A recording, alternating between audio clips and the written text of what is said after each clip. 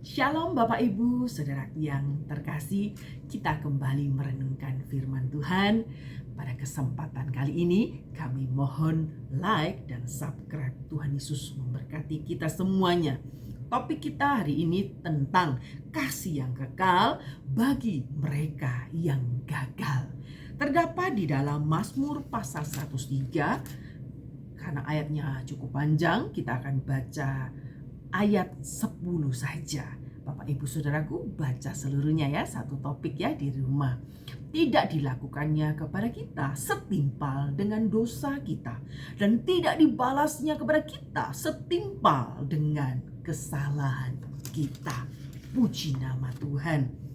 Mazmur ini bersifat individual maupun komunal loh.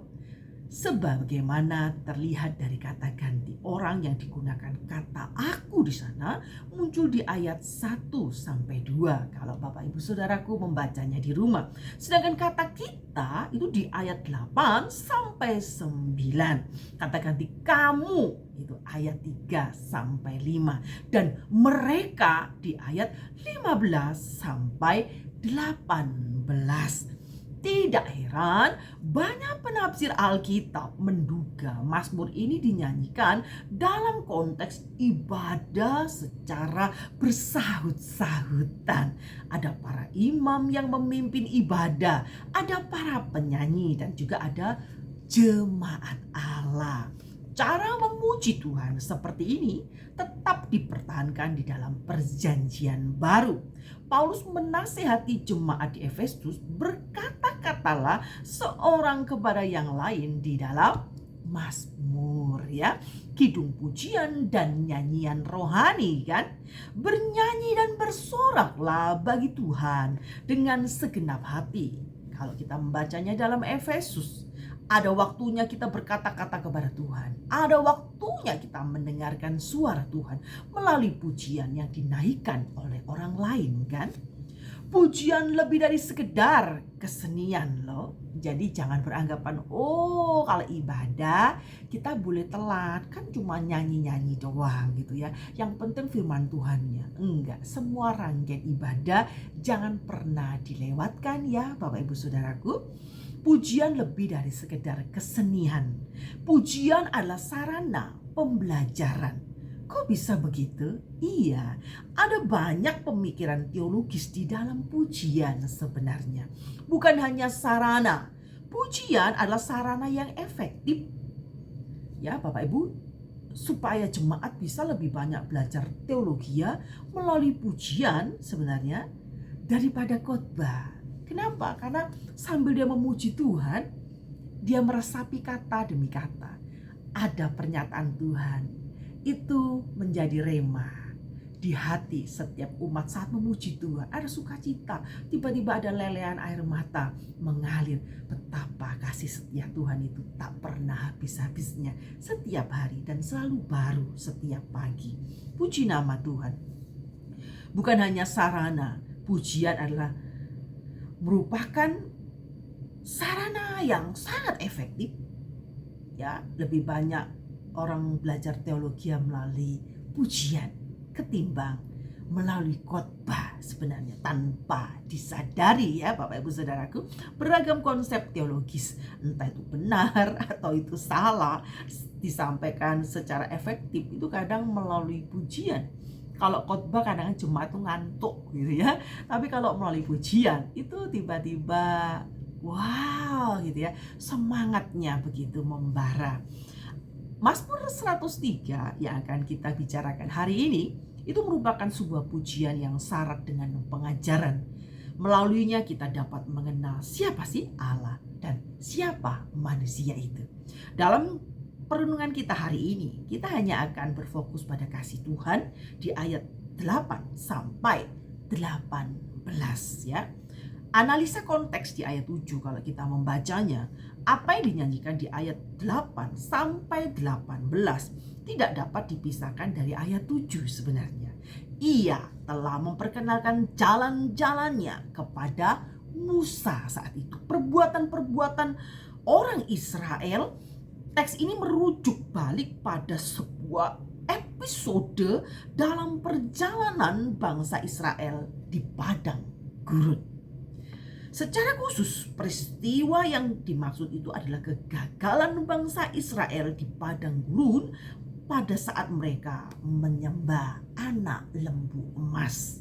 Ingat Keluaran 32. Sesudah Tuhan tidak jadi membinasakan bangsa Israel kala itu, Musa berkata kepada Tuhan, "Maka sekarang jika aku kiranya mendapatkan kasih karunia di hadapanmu, beritahukanlah kiranya jalan-jalanmu padaku, sehingga aku mengenal Engkau, supaya aku tetap mendapatkan kasih karunia di hadapanmu." Ini doanya Musa, Bapak Ibu Saudaraku.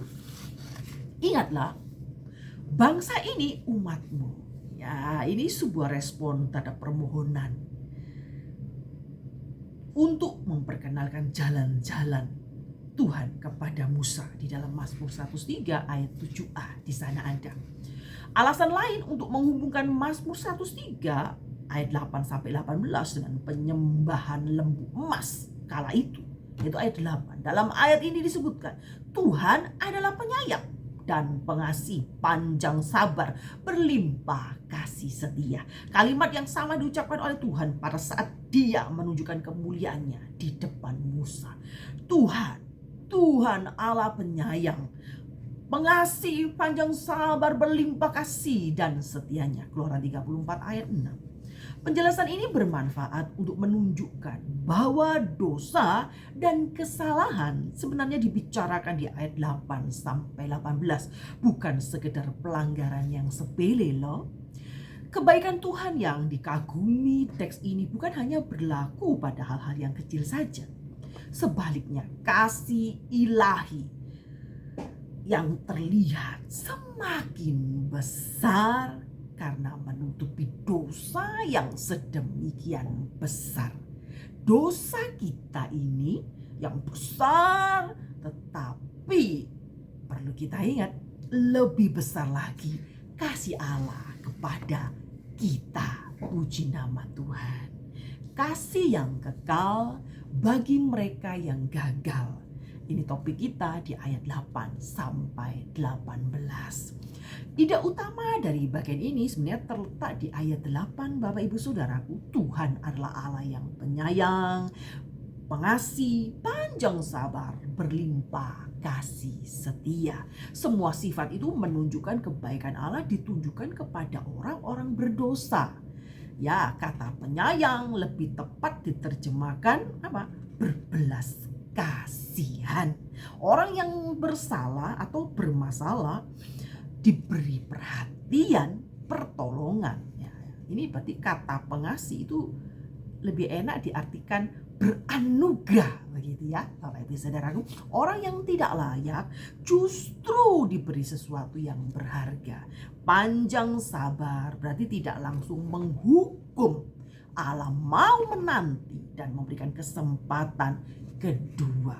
Berlimpah kasih setia mengkaitkan kasih Allah dengan perjanjiannya. Dia setia loh Bapak Ibu Saudaraku kepada perjanjiannya. Berlimpah kasih setia walaupun bangsa Israel itu kerap tidak setia. Sama dengan kita kan. Kita ini seringkali meninggalkan Tuhan. Seringkali kita ini melupakan Tuhan. Baik di masa suka maupun di masa duka. Di antara semua sifat yang sudah saya jabarkan tadi, yang terakhir kasih setia adalah yang paling dominan. Sifat ini muncul berkali-kali di bagian ini, ayat 8 lah, ayat 11, ayat 17. Nah, pelanggaran bangsa Israel tidak pernah membatalkan kasih setia Allah kepada perjanjiannya. Ini luar biasa. Allah itu begitu setia. Apa saja sih sebenarnya bentuk konkret dari semua sifat ilahi Allah? Ya, kita akan belajar Bapak Ibu Saudaraku. Pertama, Tuhan tidak selalu menuntut dan selamanya mendendam. Berarti Tuhan itu tidak selalu menuntut dan tidak selamanya mendendam. Dan kalau kita orang Kristen suka mendendam, ya berarti kita harusnya mulai belajar sifat ilahi Allah. tidak selalu menuntut dan tidak selamanya mendendam. Nah, kata menuntut ini bisa diartikan apa? Tidak selamanya mencaci maki, tidak selamanya menuduh, begitu ya Bapak Ibu Saudaraku. Yang dimaksud adalah menentang atau melawan. Jadi mata Tuhan itu sebenarnya terlalu suci untuk melihat dosa. Tapi dia seringkali memilih untuk menahan diri daripada melawan sang pelanggar. Ya, kita ini orang yang suka melanggar titah Tuhan. Senada dengan hal itu, Tuhan juga tidak selamanya mendendamkan. Makna yang terkandung dalam ungkapan ini sebenarnya Tuhan tidak mempertahankan kemarahannya untuk selama-lamanya. Ya, memang beberapa kali Allah marah, tapi dia tidak pernah sekalipun mendendam. Kalaupun dia marah, kemarahannya tidak bertahan lama. Ya, puji nama Tuhan. Kedua, tidak selalu menghukum secara setimpal. Di ayat 10, ya, semua kesalahan, tidak peduli sekecil apapun itu merupakan kesalahan serius di hadapan Tuhan. Tidak ada dosa kecil, dosa besar, semua sama ya Bapak Ibu Saudaraku. Kesalahan yang serius di mata Tuhan, kesuciannya itu terlalu sempurna sehingga tidak dapat berkompromi dengan dosa. Dia layak dan berhak untuk melakukan hukuman kepada manusia. Walaupun demikian, dia tidak selalu memberikan hukuman yang setimpal, Bapak Ibu Saudaraku. Apalagi maksimal begitu ya. Jikalau dia selalu membalas secara setimpal, tidak ada satupun manusia yang masih pantas untuk hidup. Semuanya sudah hangus karena amarah Allah. Enggak kan? Tetapi kekudusannya terlalu sempurna, bahkan untuk dosa sekecil apapun Tuhan itu pengasih dan penyayang. Dia marah tapi tidak pernah bertahan lama. Dia tidak mendendam, tidak menuntut setimpal dengan kesalahan kita. Kita patut bersyukur punya Allah yang begitu pemurah, panjang sabar dan penyayang. Tapi jangan pernah abaikan segala didikan Tuhan ya. Hal ini berarti bahwa Allah mengorbankan keadilannya, kah? Bukankah pelanggar harus dihukum setimpal? Sama sekali tidak. Ya, manusia yang tidak sempurna dalam kasih pun menyadari bahwa kehadiran Allah, ya, di situ adalah berupa keadilannya, tidak bisa berdiri sendiri. Apa yang dianggap setimpal sekali tidak diberikan. Mengapa, Bapak Ibu Saudaraku? Ya, ada faktor-faktor lain yang patut dipertimbangkan. Misalnya terdakwa menunjukkan kesopanan, kerjasama melalui proses penyidikan. Biasanya akan mendapatkan keringanan hukuman kalau di dunia ini ya. Begitu pula dengan narapidana yang menjadi teladan di penjara. Ya, ini contohnya begitu. Dalam kaitannya dengan hukuman Tuhan yang tidak setimpal, faktor yang meringankannya bukan terletak pada diri manusia, tetapi ya hanya kemurahan Allah dan belas kasihan Tuhanlah yang menjadi alasan dibalik keringanan hukuman itu.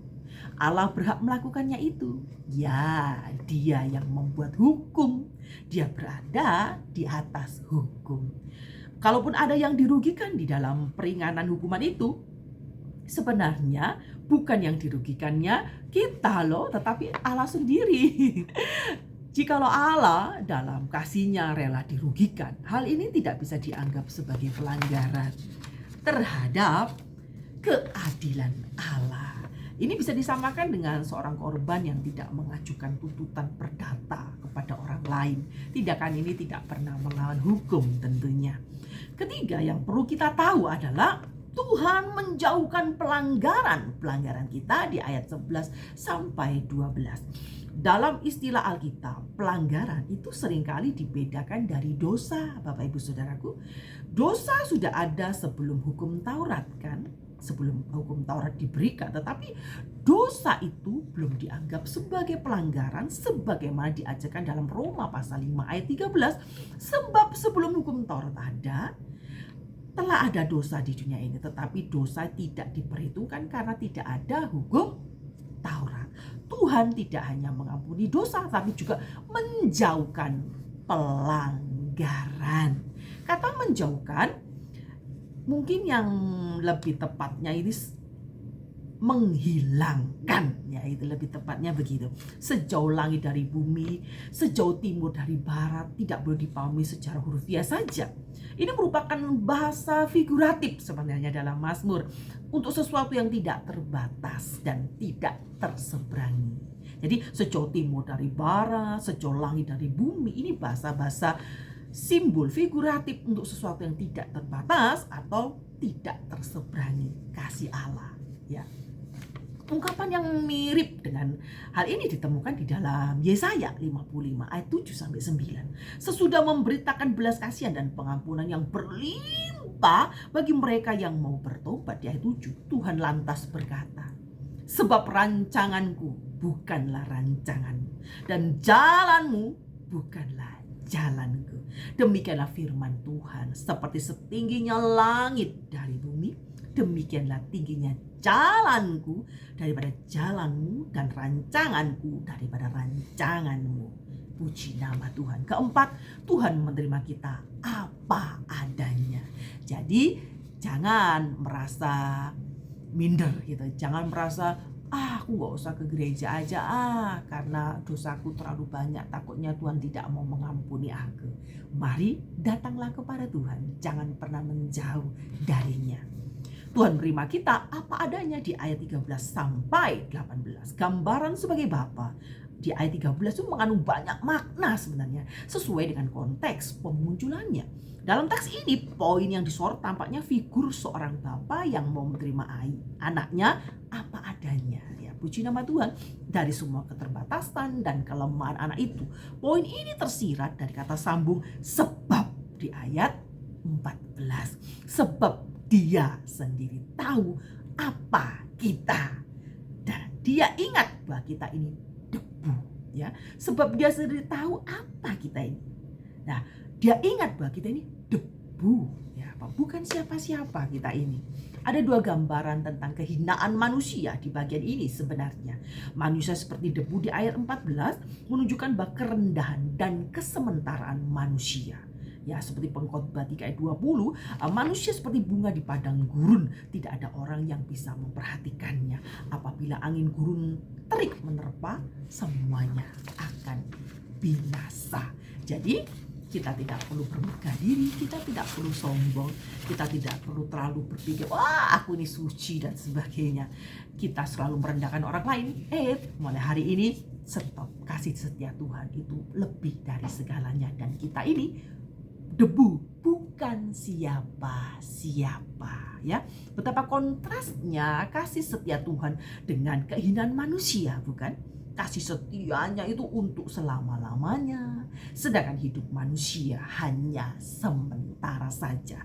Kasih setia Allah itu mengatasi langit, sedangkan manusianya makhluk yang serba terbatas dan lemah. Puji nama Tuhan, syukur kepada Allah, bermazmurlah bagi Allah. Oh, terpujilah nama Allah. Ya, kasih setianya mengatasi langit, sedangkan manusianya makhluk yang serba terbatas dan lemah. Bagaimanapun kehinaan kita, tidak pernah menghalangi Allah untuk menerima kita apa adanya, ya.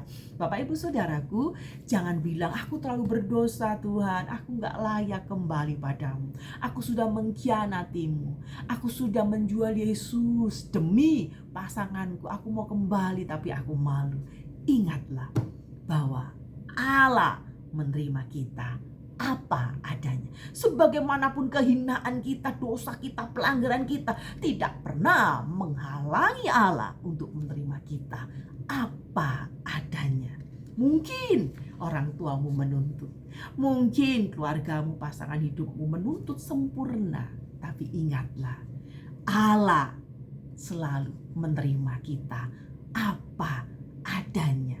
Bersyukur kepada Tuhan. Kebenaran ini sangat begitu menghibur. Kadangkala kita merasa tidak layak dikasihi oleh Allah. Ini kita merasa hina dan berdosa. Ada beberapa orang itu merasa dirinya sudah suci gitu ya. Jadi tidak perlu kasih Allah. Dia berpikir dengan segala disiplin rohani yang dia lakukan, dia bisa membuat Allah lebih mencintainya. Sebenarnya disiplin rohani itu adalah ekspresi iman. Ya, saat Anda mulai kenal Tuhan, ada ekspresi iman untuk menjalankan disiplin rohani. Tetapi ingatlah, Anda diselamatkan bukan karena perbuatan baik loh. Anda diselamatkan karena kasih karunia Allah. Kita ini debu, kita bukan apa-apa di mata Tuhan. Tetapi karena kasih dan cintanya, Tuhan tidak membalas, menuntut kita setimpal dengan kesalahan kita. Jadi jangan pernah menuntut sesamamu sempurna. Jangan pernah menuntut orang lain untuk sempurna. Karena kita ini tidak sempurna. Tetapi Allah sampai begitu kasihnya itu sejauh langit dari bumi, dari utara sampai selatan, dari barat semua seujung bumi. Kasih setianya itu loh tak berkesudahan. Bahkan manakala kita lemah, berdosa, itu tidak menghalangi Allah untuk menerima kita apa adanya. Jadi kebenaran ini sangat menghibur kita. Mari kembali datang kepada Tuhan. Hai jemaat Tuhan yang sudah lama tidak beribadah kepada Tuhan. Pemikiran ini tidak layak sebenarnya. Yang kita pikirkan ini kadang-kadang iblis mulai pasang di telinga kita, di pikiran kita, kok usah nang gereja, kok ini terlalu berdosa, sudah membunuh, sudah mencuri, sudah narkoba dan sebagainya, sehingga kamu gak usah ke gereja, gak layak, Tuhan tidak mau menerima kamu. Tidak, Allah menerima kita apa adanya. Darah Kristus menyucikan setiap dosa-dosa kita. Pengorbanan Yesus Kristus itu membuktikan cintanya Allah, demonstrasi kasih Allah yang luar biasa manakala Yesus telah mati di kayu salib untuk kita orang-orang yang berdosa. Ya, Bapak Ibu Saudaraku, ada orang yang menganggap kasih Tuhan itu bersifat bersyarat. Mereka berpikir bahwa manusia perlu melakukan sesuatu untuk mendapatkan kasih Allah. Ternyata Anda keliru. Adalah lebih menghormati dan menyukakan hati Allah jikalau kita terkesan dengan kebaikannya yang ajaib daripada membuat dia terkesan dengan kebaikan kita. Saya ulang ya. Mereka berpikir bahwa manusia perlu melakukan sesuatu untuk mendapatkan kasih Allah, ya kan? Ada yang lebih menghormati dan menyukakan hati Allah jikalau kita terkesan dengan kebaikannya yang begitu ajaib. Kita begitu meresapi kebaikan Allah, terharu begitu Allah mencintai kita. Dan kita ini siapa? Daripada kita sibuk dari pagi hingga malam, dari Senin hingga Minggu dan seterusnya muter gitu. Kita selalu mencari cara-cara supaya Allah bergerak, supaya Allah terkesan dengan kebaikan kita. Jadi kayak kamuflase gitu. Anda berbuat baik karena Anda mencintai Tuhan. Bukan Anda berbuat baik tujuannya supaya Allah berkesan dengan Anda. Kita bukan tebar pesona dengan Tuhan loh, Bapak Ibu Saudaraku. Ya, kita ini harus menyadari kasih Allah yang begitu luar biasa. Kasih Allah yang panjang dan lebar. Saat kita memuji Tuhan, kasihnya tiada berkesudahan. Itu kita benar-benar nikmati. Kita benar-benar meresapi bahwa memang kasih Allah itu kita alami dari hari ke hari. Jadi jangan pernah berpikir Anda berbuat baik supaya menarik perhatian Allah. Tidak. Kita ini harus terpesona dengan kebaikan Allah, terpesona dengan kasihnya Allah, terpesona dengan segala kebaikan Allah di dalam hidup ini. Dan kalaupun kita berbuat baik, itu karena wujud ekspresi cinta kita kepada Tuhan. Muliakanlah Tuhan melalui perbuatan baik kita. Berbagilah dengan sesama. Jangan pernah menuntut orang lain sempurna, karena Tuhan selalu menerima kita apa adanya. God bless you. Tuhan Yesus memberkati kita semuanya ya, jemaat Tuhan dimanapun Anda berada. Sehat selalu, kuat di dalam Tuhan, semangat melayani pekerjaan Tuhan. Rumah tangga dijaga baik-baik, anak-anak selalu dalam perlindungan Tuhan. Tuhan Yesus memberkati sampai kesudahan zaman. Amin.